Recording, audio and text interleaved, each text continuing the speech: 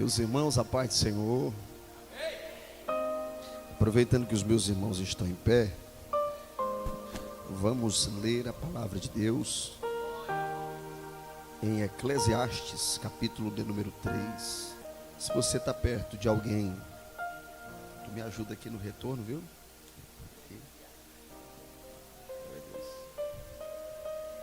Glória a Jesus.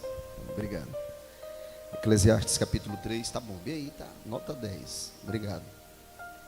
Eclesiastes capítulo 3, quem encontrou, diga amém.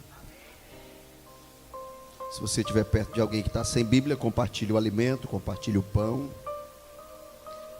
Vamos ler os versículos 11 e 12.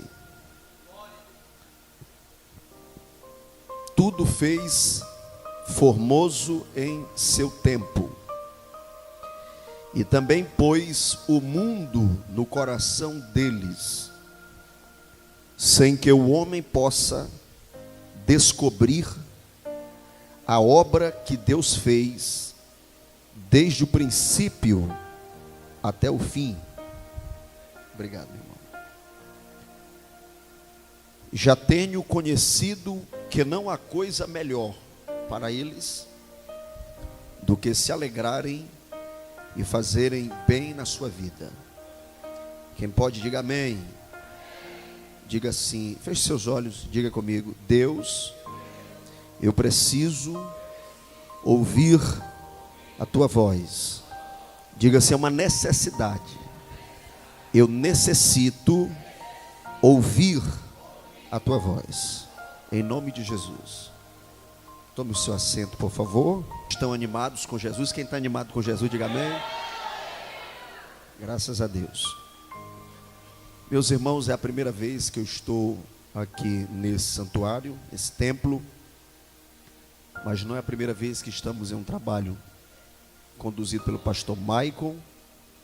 Eu estou tentando pagar uma dívida que eu tenho com o pastor Maicon. Eu dividi em suaves prestações. Estou pagando. Eu não quero que meu nome vá para o SPC dos crentes, né? O SPC do céu, serviço de prova do crente, né? E aí eu estou pelejando para pagar essa conta que eu tenho com o pastor Maicon. Ele já me ajudou muito ali na missão Seadema. Nós somos vizinhos aqui, né? E somos companheiros de construção. Eu chorava ali do outro lado da Belém e ele chorava do lado de cá. Esse cimento aí nessas paredes tem lágrima também, né? Lágrima e suor. E nós estamos construindo ali do outro lado, na Avenida Belém, em frente ao Servilá. O pastor Michael está construindo aqui esse lindo templo para a glória de Deus. E Deus vai fazer grandes coisas nesse lugar.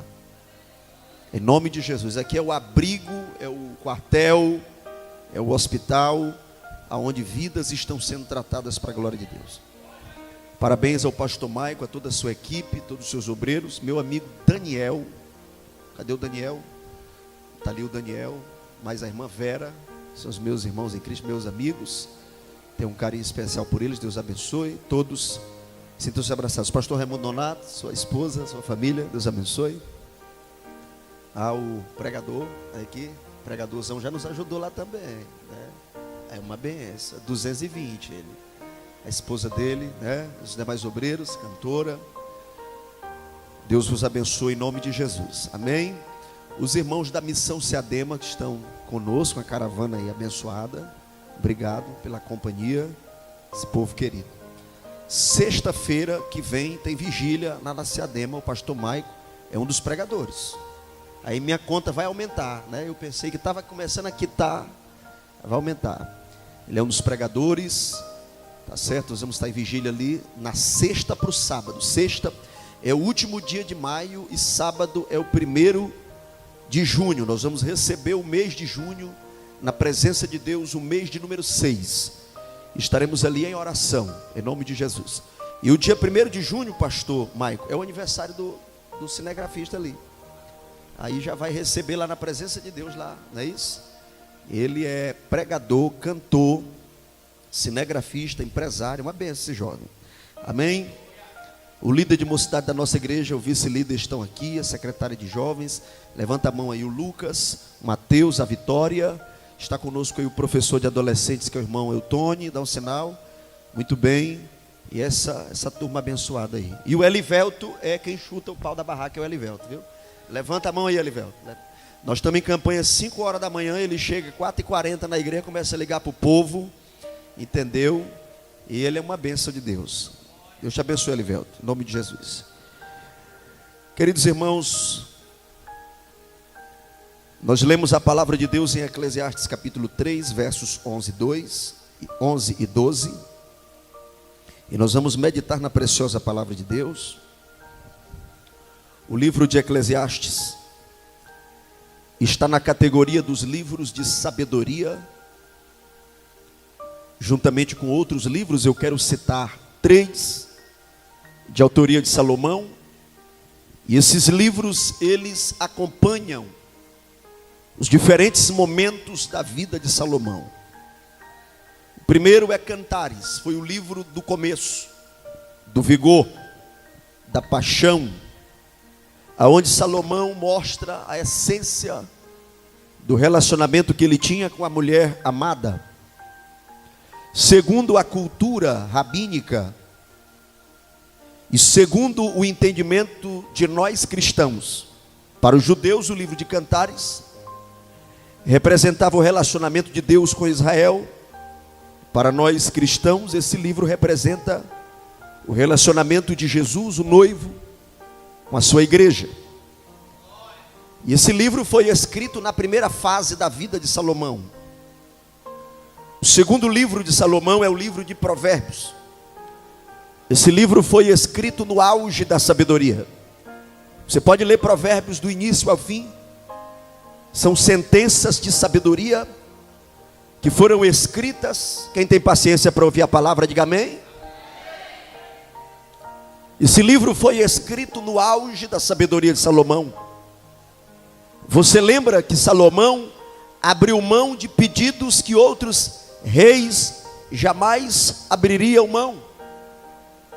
E Deus disse assim: por que tu não pediste riquezas para ti? Tu não pediu a morte dos seus inimigos, mas tu me pediu sabedoria. Eu vou te dar sabedoria, e eu vou te dar mais do que todos os outros. E junto com essa sabedoria vai vir poder, vai vir riquezas, vai vir glória. Salomão pediu a coisa certa. E a Bíblia diz que o temor, o próprio Salomão escreveu isso em Provérbios, o temor ao Senhor é o princípio da sabedoria. Olhe para cá, você vai entender. Salomão tropeçou nas suas escolhas, nas suas decisões. A Bíblia mostra que o seu coração foi seduzido. Os senhores e as senhoras leem a Bíblia e sabem que Salomão contraiu centenas e centenas de núpcias. Parte daqueles casamentos eram casamentos políticos. Salomão fazia uma aliança com outra nação, e para celebrar esta aliança, o rei da outra nação lhe dava sua filha, a princesa, e Salomão a constituía como uma de suas esposas. E essas negociações passaram dos limites, extrapolaram o bom senso, de modo que essas mulheres entraram nos palácios de Salomão com a sua idolatria, trouxeram para dentro do palácio de Salomão as suas divindades, as suas alianças, os seus pactos com entidades demoníacas. E essas alianças que Salomão constituiu levaram ele a perder a visão espiritual. O seu coração seduzido levou ele a cometer o pecado da idolatria. E a idolatria nada mais é do que tirar Deus da prioridade. Idolatria é isso.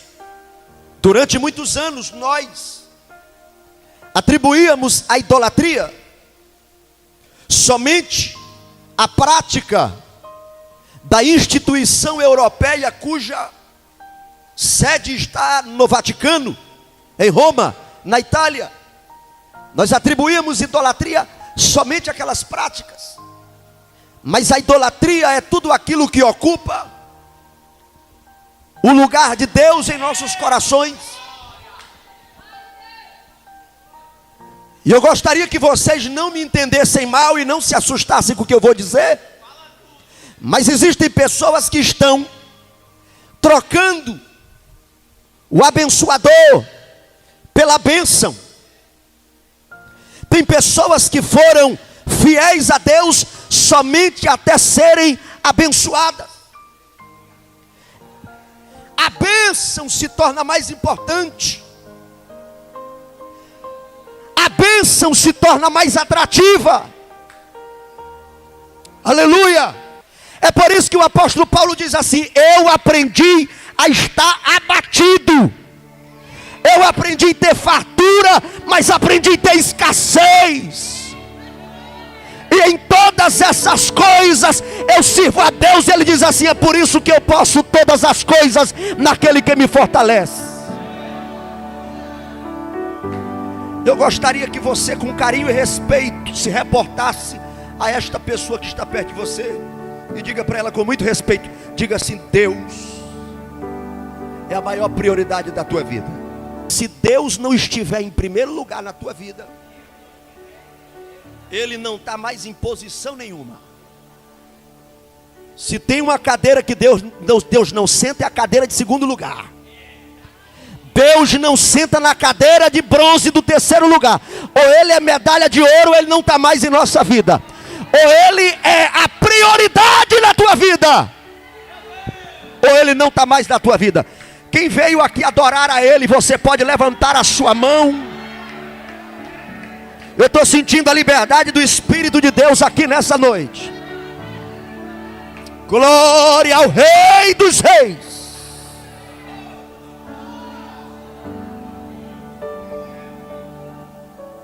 Eu já fiz campanha de oração para passar de concurso público, mas eu estudava também, não era só campanha não, eu estudava também.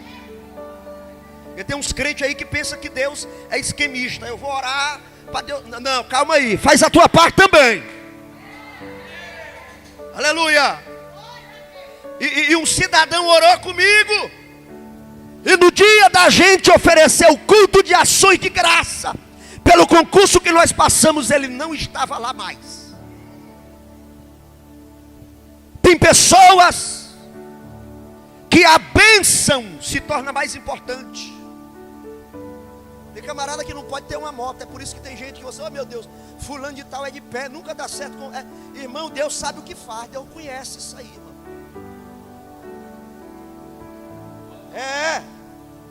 Deus conhece. Deixa Deus tratar, deixa Deus preparar o coração dele. Aleluia. É melhor tu de pé e ser fiel à tua esposa do que prosperar uma coisinha com o coração que não está preparado. Deus sabe de tudo. Salomão se atrapalhou, foi longe demais. E ele chegou ao terceiro estágio da sua vida. E esse terceiro estágio da sua vida é representado pelo livro de Eclesiastes. O livro de Eclesiastes é o livro da confissão de uma mente totalmente insatisfeita. O homem que viveu todos os prazeres, o homem que teve o maior reino, o maior conforto, o homem que fez uma das construções mais importantes da história mundial, o Templo de Jerusalém. No final da sua vida ele escreve um livro, e nesse livro ele mostra a sua insatisfação. É o livro de Eclesiastes. No livro de Eclesiastes tem 3 olhares. Quantos olhares? O primeiro olhar de Salomão é para dentro de si. Quando ele olha para dentro de si, ele se decepciona. Porque tem uma coisa que a gente não recupera mais. A gente recupera amigos. A gente vai lá, pede perdão, diz assim: eu falei sem pensar. A gente recupera amigos. A gente recupera pessoas importantes.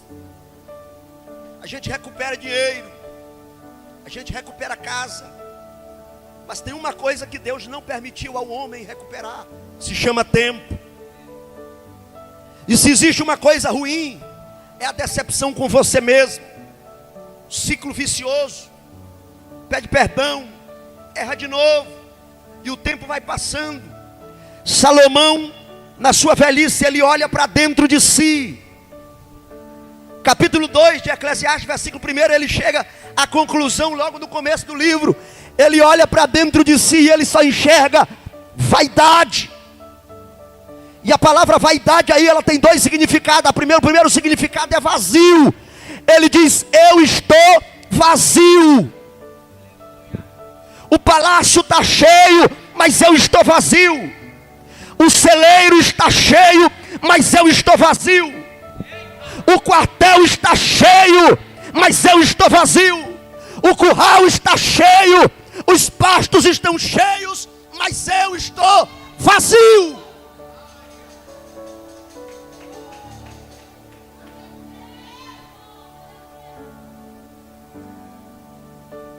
Satanás tenta enganar as pessoas,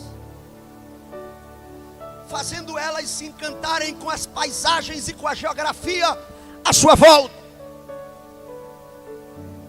Mas o que mais importa não é aquilo que está à sua volta. O que mais importa é como você está por dentro. Adão e Eva pecaram no jardim. O ambiente era bonito, mas o coração era feio, horroroso, por causa da desobediência. Jesus foi obediente no deserto. O ambiente era horrível e o diabo foi lá, mas o coração de Jesus era o jardim cheio da presença gloriosa de Deus.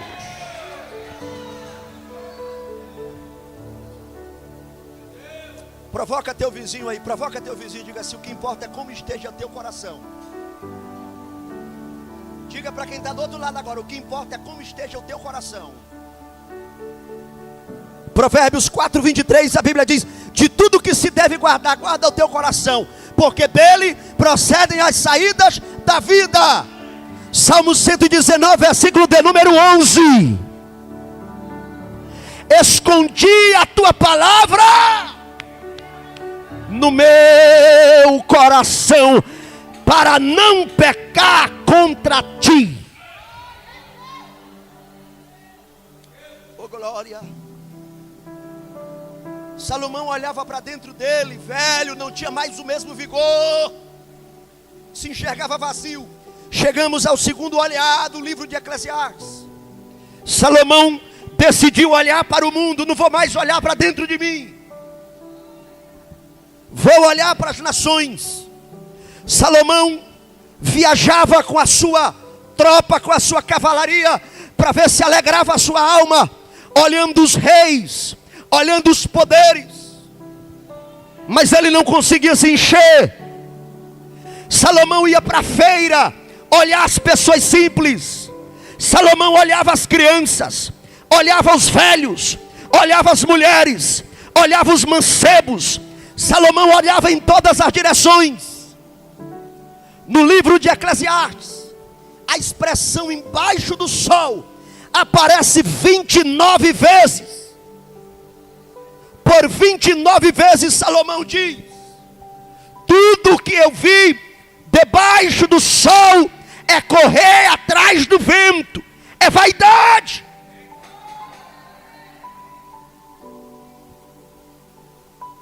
Mas quando nós chegamos no final do livro de Eclesiastes, oh meus irmãos, eu amo a palavra de Deus, eu amo a Bíblia Sagrada, eu amo a palavra de Deus. Quando nós chegamos no livro de Eclesiastes, no capítulo de número 12, no final da vida de Salomão, ele levantou a sua visão. Ele disse: olhando para dentro de mim não resolve. Olhando em volta de mim não resolve. Eu vou aumentar o nível do meu olhar. Eu vou aumentar o nível do meu olhar. Por 29 vezes ele diz, debaixo do sol. Aí, pastor Mike, parece que ele ficou na ponta dos pés e resolveu olhar acima do sol. E ele enxergou o trono glorioso de Deus.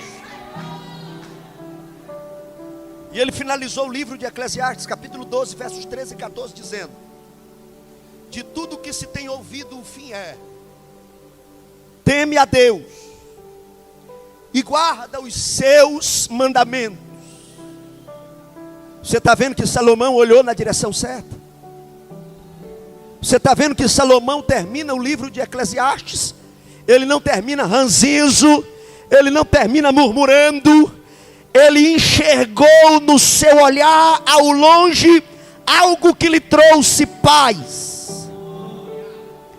E ele diz: de tudo que se tem ouvido, o fim é: teme a Deus e guarda os seus mandamentos, porque este é o dever de todo homem.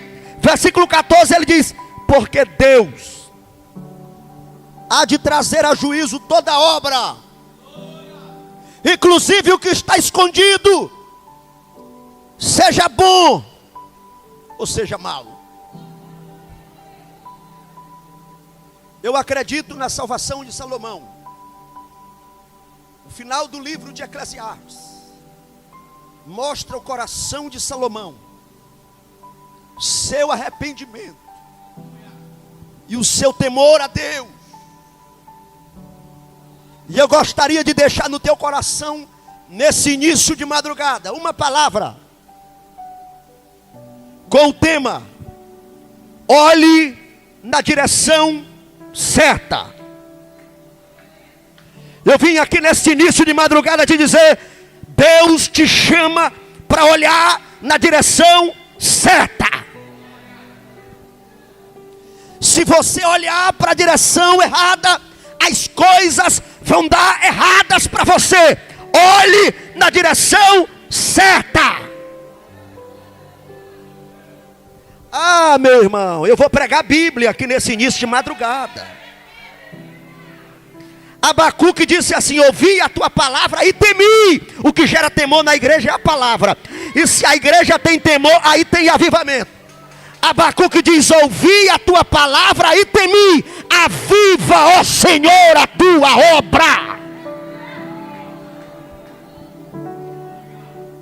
Salmo 1. Olhe na direção certa. Salmo 1. Bem-aventurado é o homem que não anda segundo o conselho dos ímpios. O conselho chega não é aos olhos, é aos ouvidos. A primeira estratégia do diabo é através dos teus ouvidos. Foi assim com Eva. Chegou nos ouvidos. E Deus está nos revelando aqui o segredo. Primeiro, não ouça o conselho dos ímpios.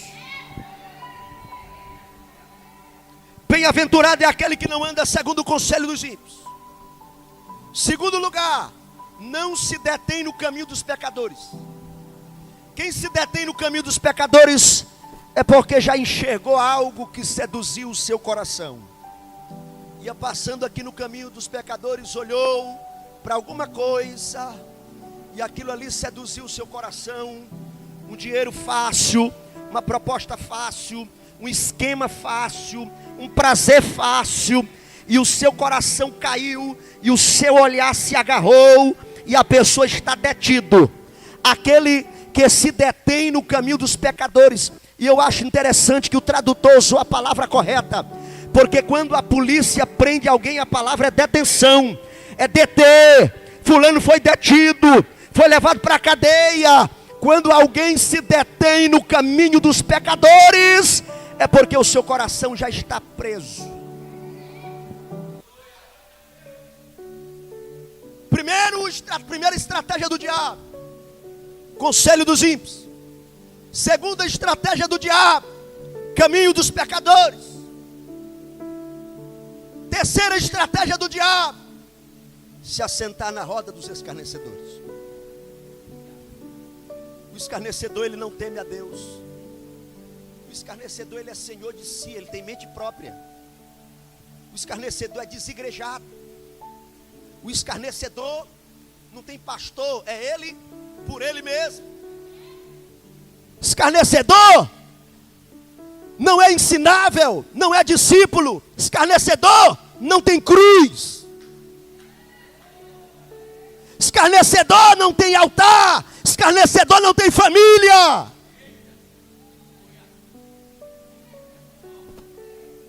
Deus te chamou para olhar na direção certa. Deus te chamou para olhar na direção certa. Você lembra que os anjos chegaram na casa de Ló? Na casa de quem? Você sabia que Ló não estava em casa quando os anjos chegaram? Quando os anjos chegaram na casa de Abraão, Abraão estava na porta da tenda, na porta da casa, a autoridade. Mas quando os anjos chegaram lá em Sodoma, a Bíblia diz que Ló estava na porta da cidade. Tem gente que sabe muita coisa sobre a cidade, mas já perdeu o controle na sua tenda, na sua casa. Eu não quero gerar intriga aqui não, mas eu gostaria que você dissesse para esse crente que está perto de você: cuida da tua casa. Oh glória, glória, glória. Cuida da sua casa, aleluia. A igreja é uma família de famílias. Se a tua família vai bem, a igreja vai bem. Não adianta ser uma bênção com o microfone na mão e ser uma praga em casa como esposa.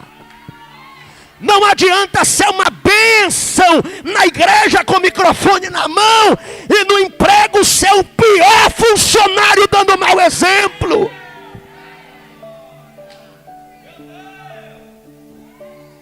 Na igreja é canela de fogo, na escola senta com a galera do fundão, mata a aula, sai pro esquema com o boy e diz para a mãe que estava no ensaio. Não adianta não.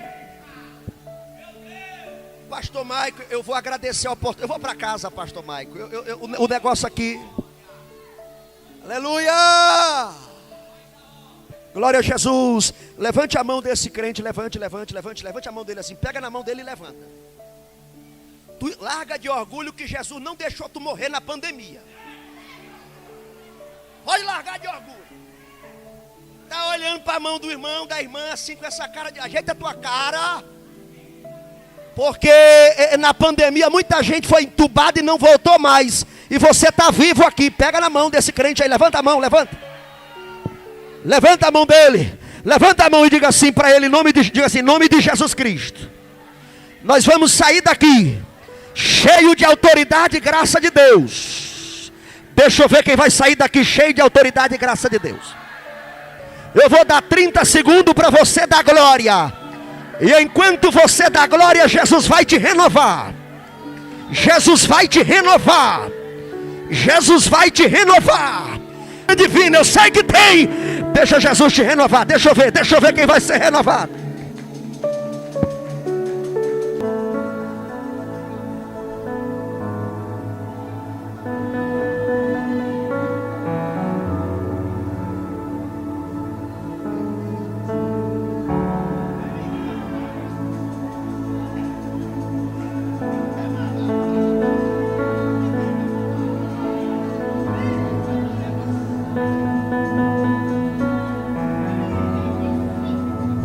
É sério o negócio aqui, Jesus está aqui. Remanda-se a terra manchou remai. Emepla fassura macanto remanarai a terra manchora mahai. Deus tem boca e fala. Deus tem boca e fala. Deus tem boca e fala. A voz de Deus está fortalecendo alguém aqui nesta noite.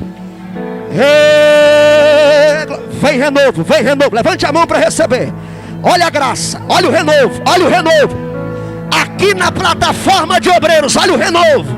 Na minha esquerda, olha o renovo. Olha o renovo. Olha o renovo de Deus sobre a igreja. Alabaxandaramante, calatera manchura bacandarabahai.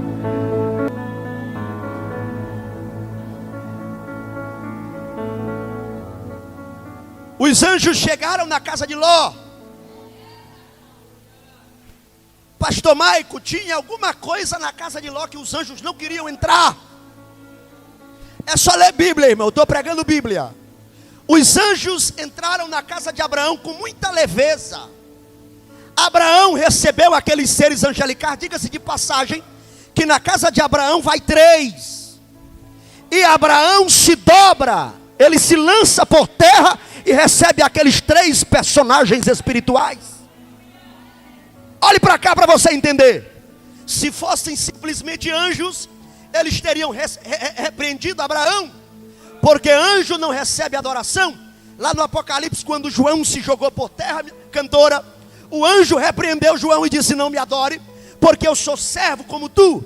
Mas os anjos que foram na casa de Abraão não lhe repreenderam. Abraão se jogou por terra e recebeu curvado aqueles 3 seres angelicais. Tudo me leva a crer que não se tratavam de serafins, que não se tratavam de arcanjos, que não se tratavam de querubins, não se tratavam de anjos adoradores, não se tratavam de anjos que guerreiam.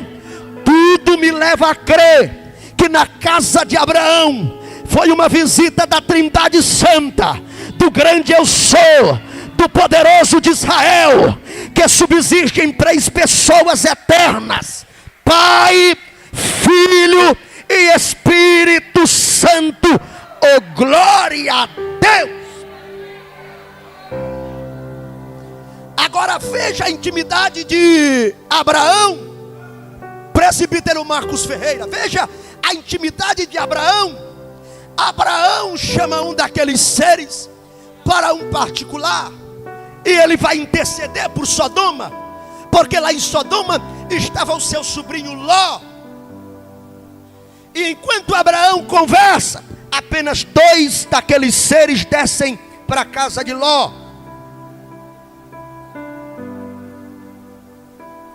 E Ló não estava na porta da sua tenda como seu tio Abraão.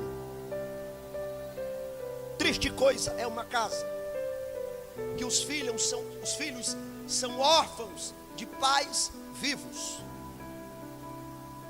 Você sabe o que é ser órfão de pai vivo? Tem filhos que estão sendo educados pelos seriados da Netflix.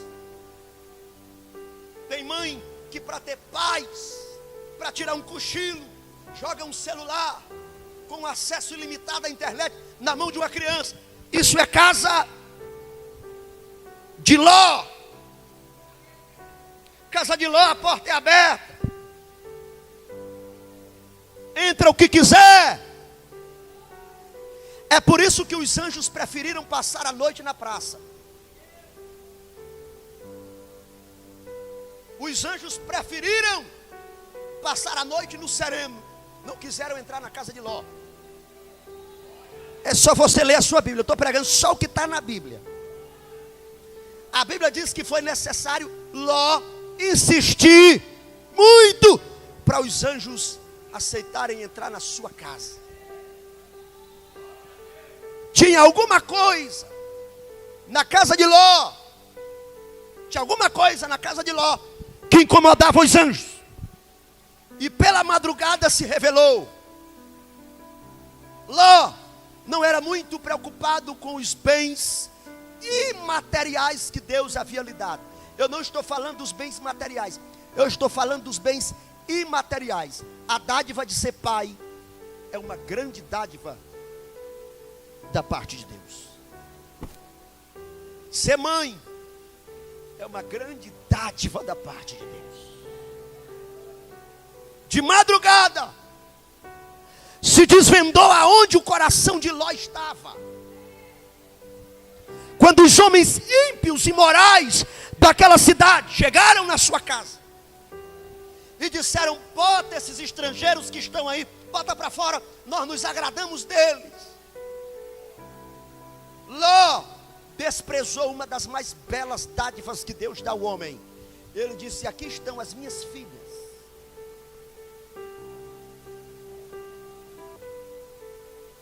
Ló caminhou muito tempo com Abraão e viu Abraão se reclamando nos pastos: Deus, tu fizeste uma promessa, cadê meu filho?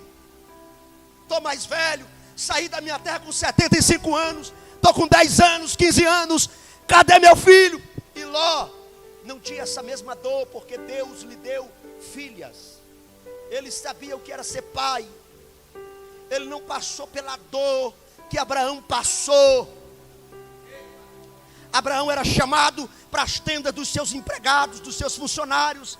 Ô meu chefe, ô meu patrão, ô meu senhor, nasceu mais um menino lá em casa, lá na tenda. Vamos matar um carneiro, vamos matar um bezerro. E lá ia Abraão e Sara, mais um ano sem saber o que era ser pai, sem saber o que era ser mãe. Na casa de Ló havia uma inversão de valores.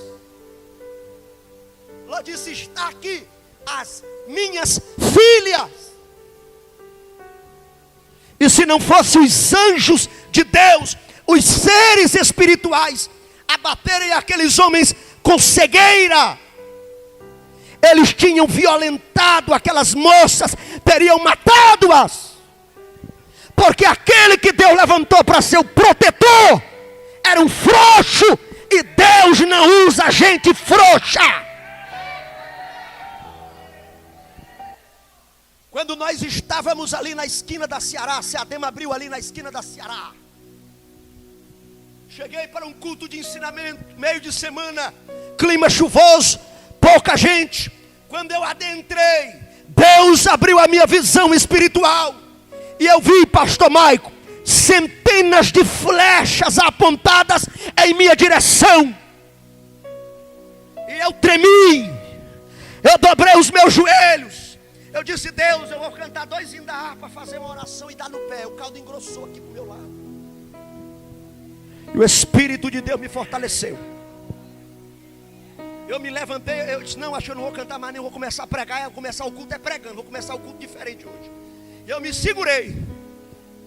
E Deus falava ao meu coração: eu te chamei para triunfar, tu não vai morrer. Eu não vou deixar te matarem. O meu Deus é o teu Deus. Pega na mão de quem está do teu lado e diga assim: o diabo não vai sorrir no teu velório. Pode falar, pode falar, pode falar. Eita glória, diga assim: o diabo não vai jogar uma pasada de terra na tua cara. Pode falar. Manda fechar a cova.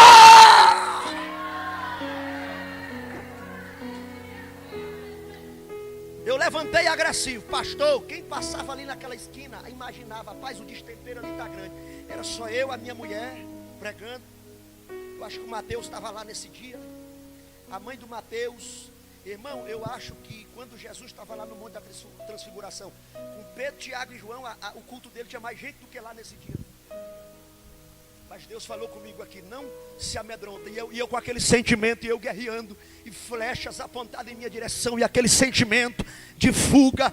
E eu comecei a pregar, e Jesus parece que tirou um parafusozinho da minha mente naquele dia, porque a gente só fica bom mesmo é quando Jesus tira um parafuso. Gentezinha assim, muito certinha, que não tem coragem.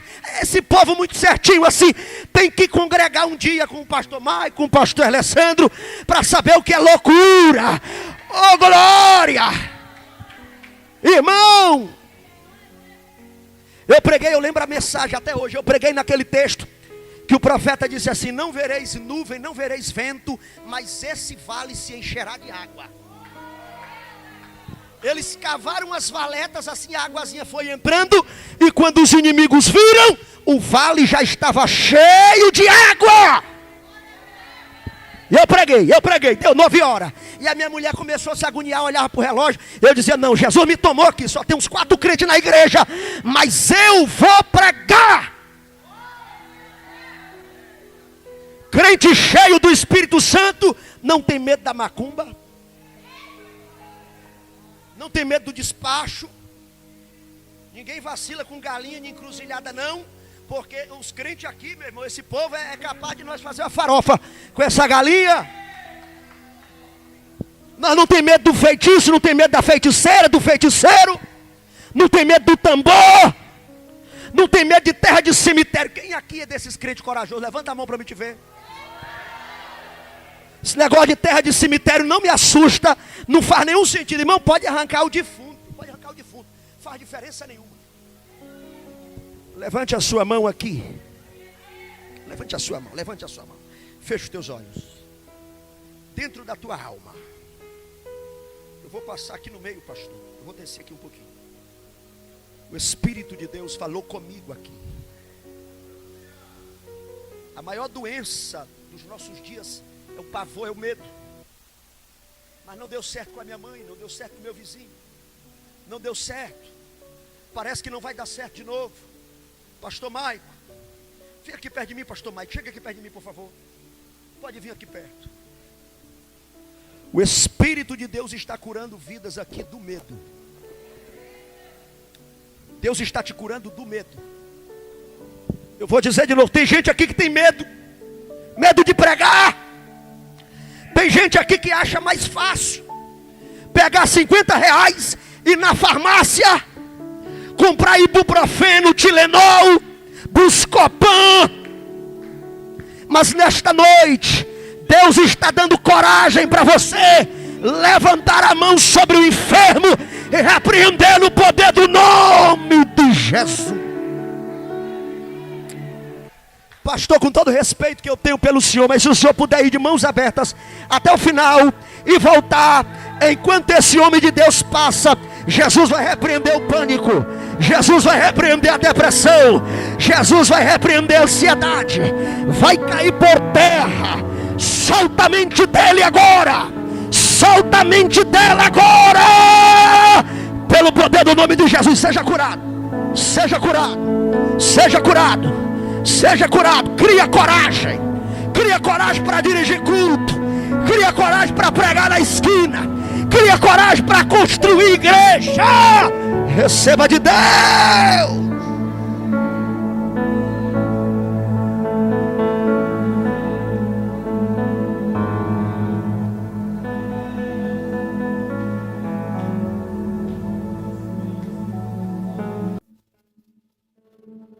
Deus é tão misericordioso. Deus é tão misericordioso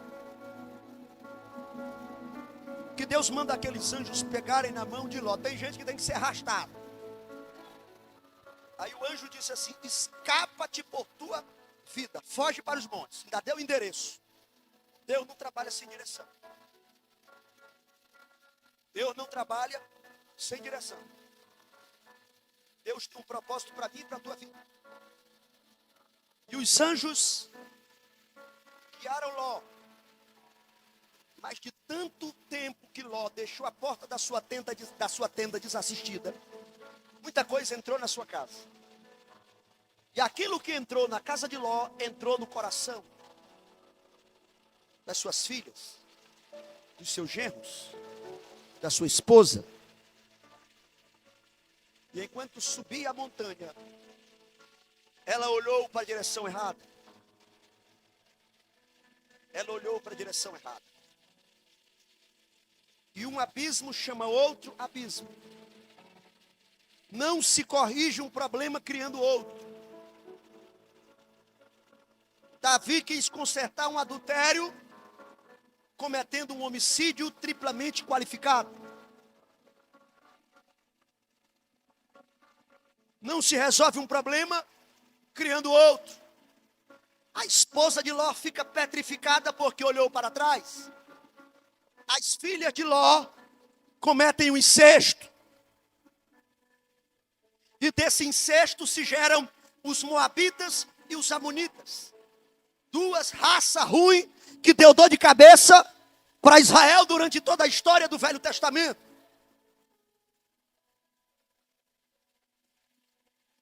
Ela deveria ter olhado em frente. Eu poderia citar outros exemplos. Eu poderia citar o exemplo dos 10 espias que olharam para o tamanho dos gigantes. Mas tiveram 2 homens valentes, Josué e Caleb. Não, a gente não se impressiona com o tamanho de gigante, não. Eu estou achando bonito mesmo esse rio, essa campina, essa montanha. Enquanto os abestados dos outros 10 estavam olhando o gigante, eles, não, nós somos do tamanho de gafanhoto. Josué e Caleb estavam assim, olha, eu vou botar uma fazenda bem aqui nessa montanha aqui. O Caleb dizia assim, eu vou armar uma rede bem ali, Josué, tá vendo ali aquele pé de pitomba? Eu vou armar a minha rede, ali eu vou passar minha velhice, vou fazer uma vara de pescar, vou pescar tambaqui, tucunaré, piau, cabeça gorda. E os outros com medo, e o gigante? Eu estou ficando tonto, a vista escureceu, é gigante para todo lado. E Josué e Caleb já estavam amolando a espada para cortar a cabeça de gigante. Eita glória! Coloca a tua mão assim, juntinho assim, por favor, assim. Aí tu dá uma futucada assim, quem está na esquerda. Vai, pode fazer, bora irmão. Não é só eu que é para mim entrar em confusão aqui não. Bora lá. E diga para teu vizinho assim, tu te ajeita, cria coragem. Diga assim, cria coragem, para de moleza.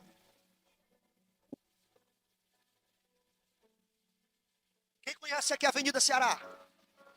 Quem conhece a Avenida Ceará? Aqui é a Avenida Ceará. Tem uns estabelecimentos ali para cima. Aí caiu o endemoniado, lá vinha uma senhora de bicicleta. E lá onde caiu o endemoniado não tinha nenhum crente. O cara disse, rapaz, e agora? Eu não sou mais crente. O outro eu também não. E o endemoniado lá distribuindo. Aí olharam para a mulher de bicicleta. Se aquela mulher ali tem cara de crente. Quando a mulher viu que era demônio, irmão, ela pedalou, quase que ela se acaba. Ali naquela esquina da Belém com a Ceará. Eu disse, meu Deus, ainda bem que não vinha nenhum carro, irmão, nenhuma caminhonete. Ela passou ali com tudo. Esse é o tipo de crente que não vai falar como Paulo. Paulo disse assim, acabei a carreira e guardei a fé. Esse tipo de gente assim, acabei a fé e saí na carreira. Você pode levantar a mão desse crente aí e diga assim, Deus não usa gente frouxa. Diga assim, Deus não usa quem oferece os filhos para Satanás. Pode falar. Deus não usa Ló, frouxo, medroso. Não. Deus não usa esse tipo de coisa. Deus não usa os 10 espias que são especialistas em medir gigante. Aquele gigante tem 1,95. Tu viu a cara daquele gigante? Meu irmão, se um gigante daquele ali der um murro no meu, como é que é o nome disso aqui? Maxilar. Tem um menino ali que luta boxe. Ele disse que quando acerta aqui, desliga o disjuntor. Deus não usa esse tipo de gente frouxa. Diga, irmão, Deus está tratando aqui na coragem dos ganhadores de alma. Deus está tratando aqui. Deus está dando coragem para o seu povo. Deus está dando coragem para o seu povo em nome de Jesus. Quando os espias voltaram, o relatório de 10 era, não dá certo.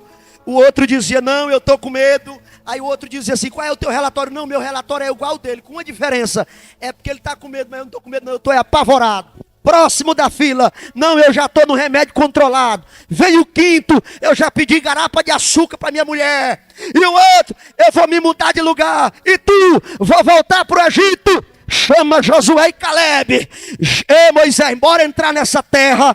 Já estamos com a peixeira amolada para tomar a terra da promessa. Amola a peixeira, viu, varão? Amola a peixeira, tu não corre não, que Deus é contigo.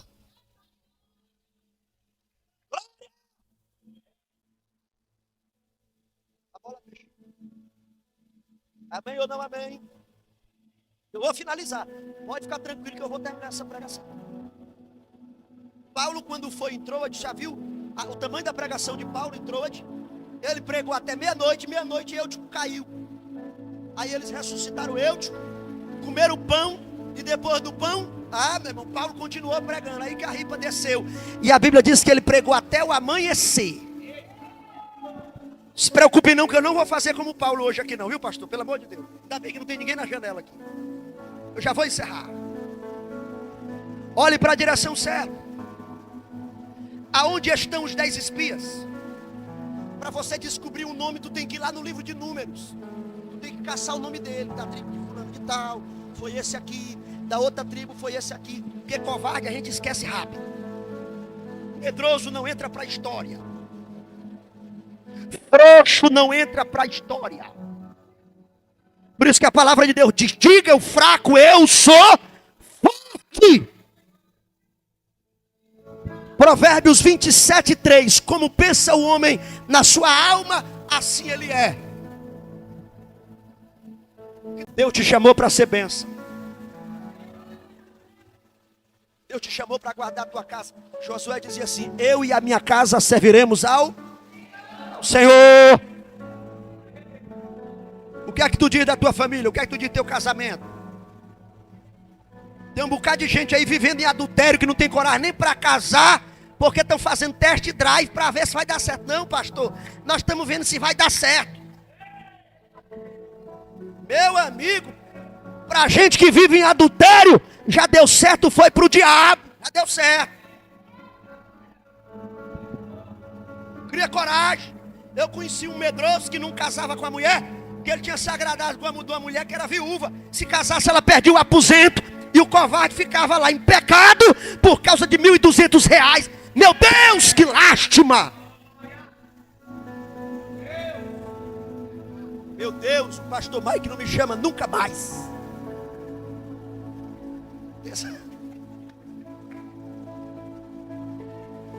Aleluia! Cria coragem. Os camaradas velhos quer namorar com as meninas e fica só enrolando, vai lá e tal. Aluga um apartamento, um kitnet, leva ela no cartório, casa com ela, rapaz. Essas meninas novas que estão aí, que não casaram ainda, não casa com caba frouxo não, senão vai passar vergonha. Tem uns caba frouxo aí que quando o cachorro late no quintal, ele se esconde debaixo da cama e manda a mulher olhar o que é que está acontecendo lá. Veio para a vigília porque quis. Ficou dizendo aqui: fala comigo, Senhor. Pois segura a borracha agora. Amém ou não amém? É desse jeito mesmo. De quem é que você lembra? Você lembra de Josué e Caleb. Se quiser saber dos outros, vai ter que abrir a Bíblia, porque ninguém memoriza nome de covarde. Covarde fica no deserto. Covarde fica só o cadáver, ninguém marca nem onde é a catatumba. Ninguém sabe nem onde é que aquelas pragas foram enterradas. Que é onde é que enterra gafanhoto. Gafanhoto vira palha. E eles disseram: nós éramos como gafanhoto perante eles. Só que Deus não te chamou para ser gafanhoto. Isaías capítulo 40, versículo 31. Os que esperam no Senhor renovarão as suas forças como águias. Voarão e não se cansarão, caminharão e não se fatigarão. Aonde estão as águias de Deus aqui nesta noite? Levante a sua mão e dê glória. Salomão diz assim: tudo é formoso ao seu tempo. E quando ele dizia isso aqui, ele estava olhando para a direção certa. Ele não estava olhando nem para si e nem para o mundo à sua volta. Ele estava olhando acima do sol. E ele dizia: tudo ao seu tempo é formoso, tudo no tempo de Deus é bonito. No tempo de Deus, o ministério da música é bonito. No tempo de Deus, o ministério do pregador itinerante é bonito. No tempo de Deus, a chamada pastoral vai acontecer e não tem quem impeça. Porque se Deus chamou e você é fiel, obediente, Deus vai cumprir. Tudo no tempo de Deus é bonito. Aí Salomão diz assim: também pôs o mundo no coração deles. Eu gosto da tradução NVI, aonde é a melhor tradução, que mais se aproxima do original. E a tradução lá diz assim: porque Deus colocou a eternidade no coração dos homens. A eternidade, na tradução NTLH, está escrito que Deus colocou um anseio nos homens pela eternidade. Dentro de nós tem algo que nos puxa para olhar para a direção certa, para a eternidade, olhar para Deus, para as suas promessas. E eu finalizo dizendo que o problema é que muitos estão olhando para a bolsa de valores, que vai ser do meu comércio. O dólar está 5,41. Deus não te chamou para olhar para a bolsa de valores. Tu não é sustentado pelos bancos da terra. Eles são instrumentos temporários. Agora o teu patrão é Deus. Teu patrão é Deus. Quem governa a tua vida está sentado no trono. Não tenha medo não. O problema é que você está olhando para a direção errada. Vá para o seu trabalho, marque o ponto. Diga: Deus, obrigado por esse trabalho, eu vou tirar mais uma jornada. Mas eu quero te dizer aqui que a maior providência na minha vida é o Senhor. Salomão diz que dentro de nós há um desejo pela eternidade. Olha o que ele diz aqui: sem que o homem possa descobrir a obra que Deus fez, perde o princípio até o fim. Sabe o que Salomão está dizendo aqui? É que existe um mistério de Deus dentro de nós. Existe um mistério de Deus dentro de nós que nos puxa para um propósito. E quando você olha para a direção certa, você caminha em direção a esse propósito. Eu vou fechar a Bíblia e vou entregar aqui para o pastor. Segura, pastor, vamos terminar. Segura a Bíblia aí. Amém ou não amém? Essa semana agora eu preguei na igreja, no culto de ensino, quarta-feira, o tanto de coisa que Paulo passou e não tirou ele do propósito. Ele disse assim: os judeus me bateram, tinha os falsos irmãos, passei fome, naufrágio, frio, nudez, açoite. Paulo levou esses açoites. Mas quando ele escreve a carta de Filipenses, capítulo 3, verso 3, Paulo não está olhando para os açoites. Dos açoites ele esqueceu. Paulo não está olhando para a fome. Da fome ele esqueceu. Paulo não está olhando para o naufrágio. Do naufrágio ele esqueceu. Paulo não está olhando para os falsos. Dos falsos ele esqueceu.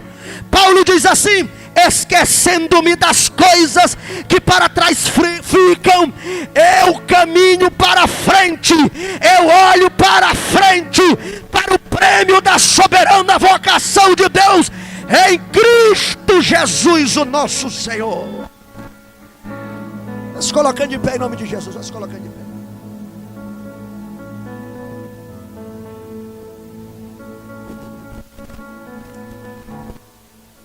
Respeito o testemunho de todo mundo dá seu testemunho e eu dou glória a Deus.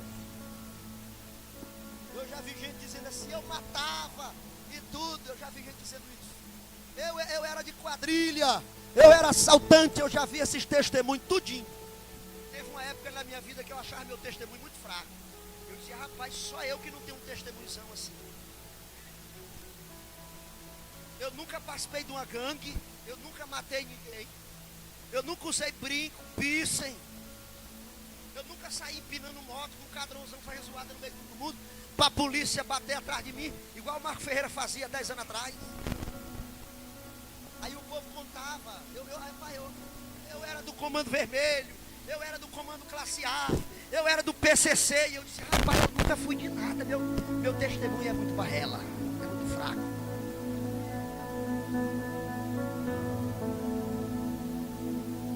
Aproximadamente 2 anos, eu fiz uma viagem que eu sabia que um dia eu iria fazer, mas eu temia por aquela viagem.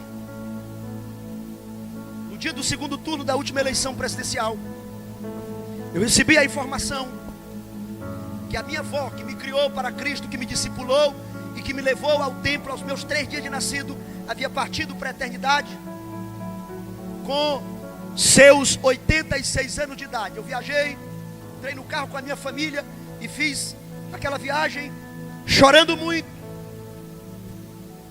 E quando eu olhei para o seu corpo desfalecido dentro daquele caixão, a pessoa que mais orou por mim, a pessoa que mais chorou por mim, a pessoa que comprou para mim a primeira gravata, a primeira calça social, o primeiro paletó, a pessoa que colocou a mão nos meus ombros no dia que eu fui batizado com o Espírito Santo. E quando eu olhava para ela dentro daquele caixão,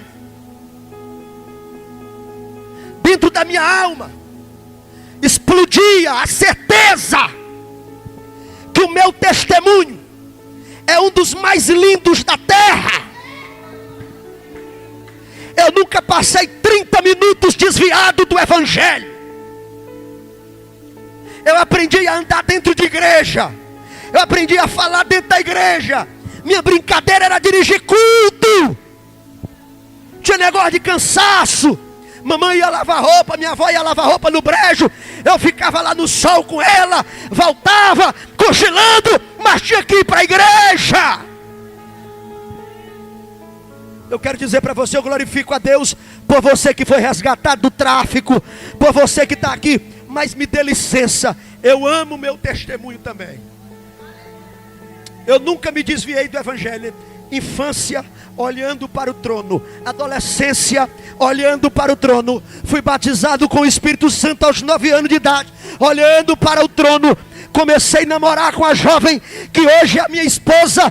Eu tinha 17 anos de idade, olhando para o trono. Casei com a crente, noivei com ela crente, levei ao altar, me tornei pai, crentes, e estou criando os meus filhos para a glória de Deus.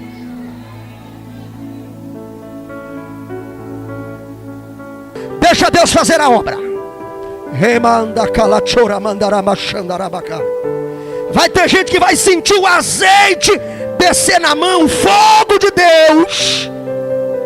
Vai queimar, vai queimar, vai queimar, vai queimar, vai queimar. É Deus, é Deus, é Deus, é Deus.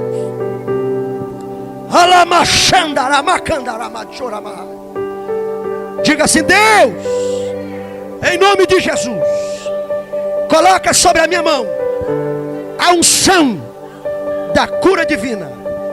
Cura divina, em nome de Jesus. Coloque a mão sobre a sua cabeça, sobre a sua cabeça. Coloque a mão, as duas mãos sobre a sua cabeça, as duas mãos sobre a sua cabeça. Diga assim: eu sou templo e morada do Espírito Santo.